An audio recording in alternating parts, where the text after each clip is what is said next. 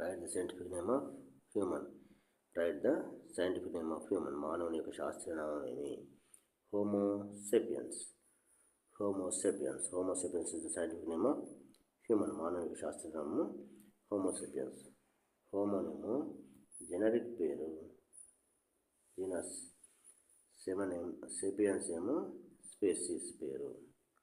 Homo genus పేరు, sapiens species పేరు. Homo sapiens is the scientific name of human being.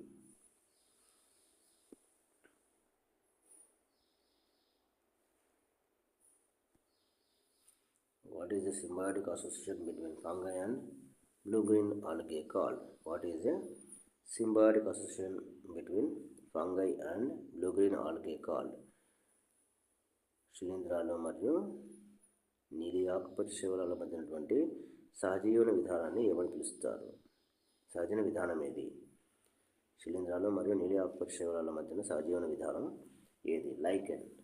Lichen. Lichen.